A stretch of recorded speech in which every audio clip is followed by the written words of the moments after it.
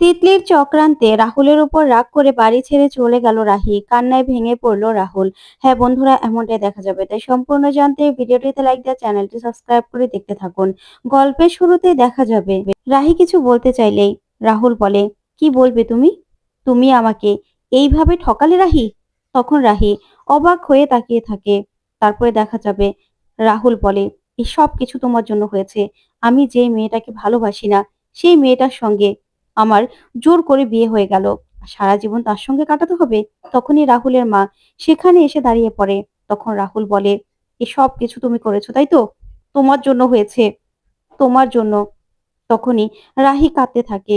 ওইদিকে তিতলি ভীষণ খুশি হয়ে যায় আর মনে মনে বলে, রাহুলের মা তো এখানে চলে এলো, আমাকে এখান থেকে চলে যেতে হবে।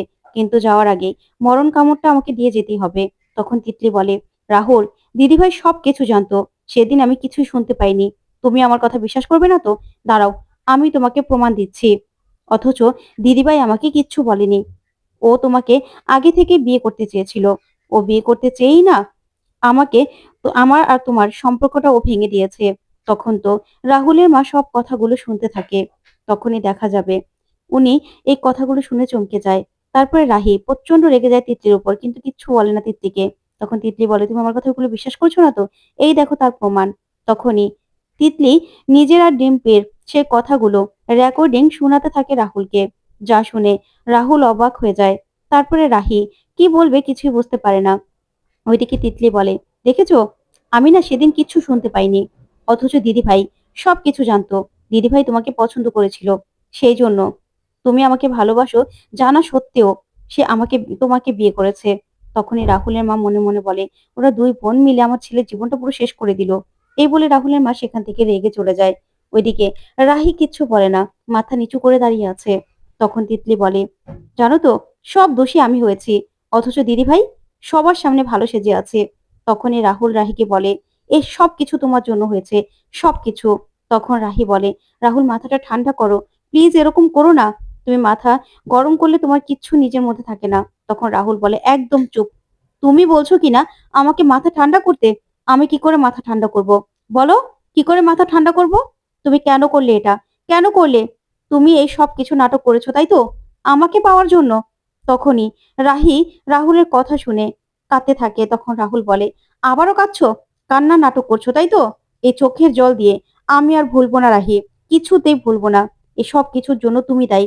তুমি সেই আগে থেকেই জানতে যে আমি তোমার বোনকে পাগলের মতো ভালোবাসি।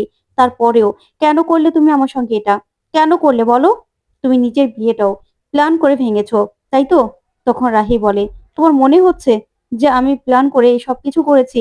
তার মানে তুমি বলতে চাইছো জনকে যে পুলিশে ধরিয়ে দিয়েছে সেটাও নাটক ছিল?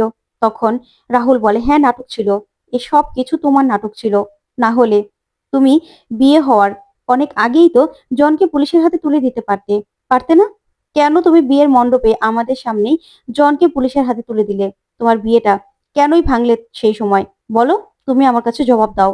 তখন রাহি কিছু না বলে রাহুল বলে, এখন কোনো কথা নেই তাই তো? এখন কিচ্ছু বলছো না? তুমি ভেবেছো যে তুমি লগ্ন ঘোষটা হবে, কিন্তু তখনই তিতলি আমার সঙ্গে এটা করে চলে যাওয়ায় তোমার জন্য সুবিধা হয়েছে। আর তখন তুমি বিয়েতে রাজি হয়ে গেছো। তখনই এই কথাগুলো শুনে রাহি খুব কষ্ট পায় আর বলে, রাহুল তুমি কি করছো, কি বলছো বুঝতে পারছো? ওইদিকে তিতলি ভীষণ খুশি হয়ে যায়। তখন রাহুল বলে, হ্যাঁ, এসব কিছু তোমার প্ল্যান করা ছিল। তুমি আমার জীবনটাকে পুরো শেষ করে দিয়েছো। তোমরা দুই বোন মিলে আমার জীবনটাকে পুরো শেষ করে দিয়েছো। আমার জীবনে কিছু আছে? কিচ্ছু নেই রাহি, সবকিছু তুমি প্ল্যান করে করেছো। তখনই তিতলি হাসে আর বলে, যা আগুন লাগিয়ে দিয়েছি না দিদি ভাই, তোদের মধ্যে যে বন্ধুত্ব ছিল তা পুরো ছাই হয়ে গেছে। একদম ঠিক হয়েছে, একদম ভালো হয়েছে। তখন রাহুল রাহিকে বলে, কেন করলে এটা? কেন করলে বলো? তখন রাহি বলে, আচ্ছা, তুমি কি করে ভাবলে যে আমি আমি এসব কিছু করেছি? এখন আমি শুধু তিতলিকে বলতে পারিনি বলে সব আঙুল আমার দিকে পড়লো? কেন বলো তো? আমি তখন জনের ব্যাপারটা নিয়ে খুবই আপসেট ছিলাম, সমস্যার মধ্যে ছিলাম। আমি শুধু বাবার কথা। তখনই রাহুল বলে, বাবা বাবা বাবা, আর নিজের ফ্যামিলি ছাড়া আর বেরোতে পারো না?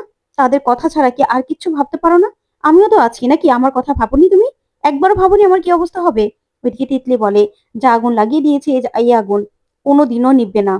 দিদি ভাই, তুই আমার সঙ্গে যেটা করেছিস না, একদম ঠিক হয়েছে।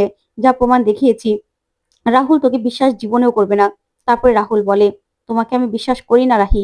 তুমি তোমার ফ্যামিলির বাইরে আর কিছু ভাবতে পারো? তখন রাহি বলে, আমার কথা তুমি বিশ্বাস করবে না আমি জানি, তারপরেও আমার কথাগুলো আমি বলবো।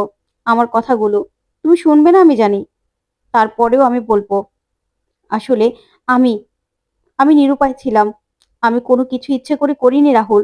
ইচ্ছে করে কিচ্ছু করিনি। যা হওয়ার সেটা কপালে ছিল, সেজন্য হয়ে গেছে। তখন কি অবস্থায় পড়েছিলাম সেটা তো তুমি জানো। তখন রাহুল বলে, সে সবকিছু তোমার তৈরি করা ছিল রাহি। সবকিছু তুমি করেছিলে। প্রি প্ল্যান ছিল সব তোমার। তখন রাহি অবাক হয়ে তাকিয়ে থাকে। তারপরে দেখা যাবে ওইদিকে তিতলি তিতলি চুপ করে দাঁড়িয়ে থাকে। তখন রাহুল বলে, তোমরা দুই বোন মিলে এসব কিছু ঘটিয়েছো। তোমাদের দুই বোনের সঙ্গে দেখা হয়ে না আমার জীবনটা পুরো শেষ হয়ে গেছে। চলে যাচ্ছ না কেন? আমার জীবন থেকে কেন চলে যাচ্ছ না? তখন রাহি বলে, মাথাটা ঠান্ডা করো রাহুল, প্লিজ এরকম করো না। তখন রাহুল বলে, না, আমি আর কোনো মাথা ঠান্ডা করবো না। তখন রাহি ক্ষমা চাইতে গেলে রাহুল বলে, একদম আমার কাছে আসবে না। আমাকে ছোঁয়ার চেষ্টাও করবে না তুমি। তুমি আমার কাছে আসবে না। তখনই তিতলি ভীষণ খুশি হয়ে যায়। ওইদিকে রাহুল বলে, তোমার যদি আমার জন্য এতই চিন্তা হতো না, তাহলে তুমি আমার কথা ভাবতে রাহি। তুমি কেন করেছো? জবাব দাও। বলো, জবাব দাও তুমি। কেন করেছো এসব কিছু? আমার জীবনটাকে পুরো তছনছ করে দিয়েছো। উলটপালট করে দিয়েছো। এমনিতেই ফ্যামিলির এত চাপ, তার মধ্যে তুমি এত কিছু করেছো। কেন করেছো? সুযোগ নিয়েছো, তাই তো? তুমি আগে থাকতেই সবকিছু এরকম ভাবে ভেবে রেখেছিলে। তখন রাহি বলে, যা বলছো ভেবে বলছো তো? যে আমি সবকিছু নিজে থেকে করেছি? তখন রাহুল বলে, হ্যাঁ করেছো। না হলে জবাব দেওয়ার মতো তোমার কাছে কোনো কথা নেই কেন? বলো, তুমি কেন পুতুলের মতো দাঁড়িয়ে আছো? না জানার ভান করে কেন দাঁড়িয়ে আছো? তখন রাহি বলে, কি বলবো আমি? কি বলবো? আমার কোনো কথাই তো তুমি শুনতে চাইছো না। তুমি নিজের মতো করে সবটা ভেবে নিচ্ছ, সবটা সাজিয়ে নিচ্ছ। তাহলে আমি আর কি বলবো? বলো, আমার কিছু বলার থাকতে পারে?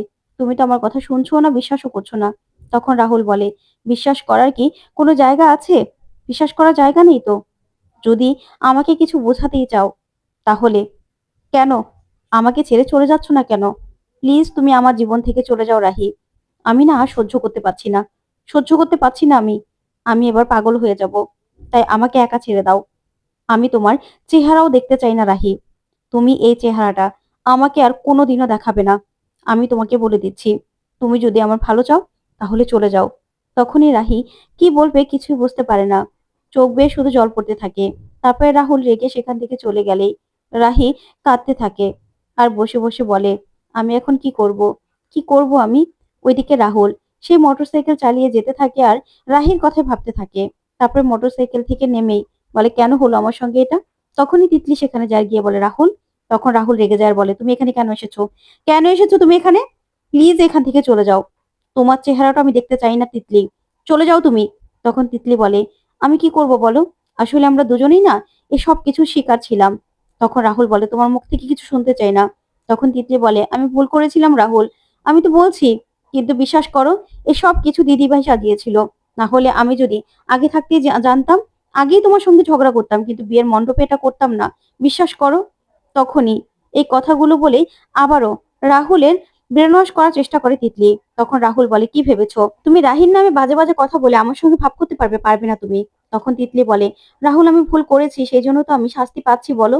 আমি তো বলছি যে আমি ভুল করেছি। তখনই রাহুল বলে, তুমি যেটা করেছো না সেটা অন্যায় করেছো। তুমি কম কিছু করেছো? আর এখানে সাজু সাজার চেষ্টা করছো? তখন তিতলি বলে, না রাহুল, আমি সাজু সাজার চেষ্টা করছি না। তবে দিদি ভাইয়ের এসব কিছু প্ল্যান ছিল।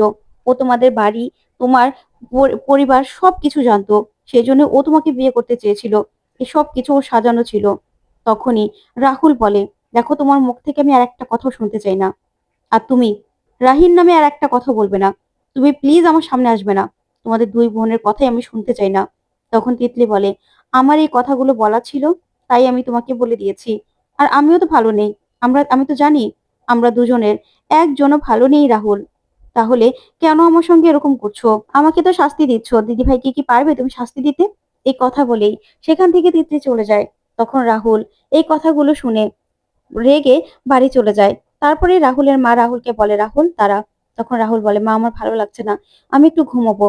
তখন রাহুলের মা বলে, রাহুল কি হয়েছে বল, আমাকে বল কি হয়েছে। তখন রাহুল বলে, কিছু না মা। তখন রাহুলের মা বলে, আমি সব শুনেছি বাবা। তুই এত কষ্ট বুকে জমা রেখে তারপরে কেন তুই আমাকে কিছু বলছিস না? বল, ওরা ২ বোন মিলে তোর জীবনটা কেমন করে শেষ করে দিয়েছে আমি বুঝতে পারছি। কিন্তু তোকে আমি কথা দিচ্ছি, পিসি ঠাম্মা যতদিন আছে ততদিনই। তারপরে দেখ তোর জীবনটা আমি সুন্দর করে গুছিয়ে দেব। আমি তো ব্যর্থ মা। আমি তোদের ভাই-বোনের জীবনটা গুছিয়ে দিতে পারিনি। আমি দরকার হলে তোর বাবার বিরুদ্ধে যাব, বাবার সঙ্গে লড়াই করব। তারপরেও তোর জীবনটা আমি গুছিয়ে দেব। তখন রাহুল বলে, "না মা, কিচ্ছু করতে পারবে না। আমার জীবনটা শেষ হয়ে গেছে। তাই এই অগোছালো জীবন তুমি আর কিচ্ছু করতে পারবে না মা। এখানে তোমার কিচ্ছু আর করার নেই।" তখন রাহুলের মা বলে, "কেন? আমি মা হয়ে যদি এতটুকু আমার সন্তানদের জন্য না করতে পারি, তাহলে আমি কেমন মা? তোর আমার প্রতি ভরসা নেই? তোকে আমি কথা দিলাম যে আমি তোর জীবনটা সুন্দর করে গুছিয়ে দেবো। ওই মেয়ের সঙ্গে তোকে থাকতে হবে না। ওই মেয়ে তোর জীবনে থাকবে না। তার জন্য আমি সবার সঙ্গে লড়াই করব, তোর বাবার সঙ্গেও। ওই মেয়ের সঙ্গে তোকে একসঙ্গে কিছুতেই আমি থাকতে দেব না। ওই মেয়ে তোর জীবনটা শেষ করে দেবে।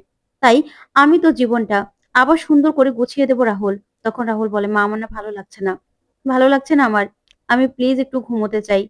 এই বলেই রাহুল সেখান থেকে চলে যায়। তারপর রাহুলের মাও কাঁদতে, কাঁদতে চলে গেলেই রাহি বলে, "আপনাদের কাউকে আর ভাবতে হবে না। আমি চলে যাচ্ছি। রাহুল, তোমাকেও আমাকে আর দেখতে হবে না।" এই বলেই রাহি সেখান থেকে বেরিয়ে চলে যায়। তো বন্ধুরা, কেমন লাগলো আজকের আপডেট? কমেন্ট করে জানাতে ভুলবে না। ধন্যবাদ।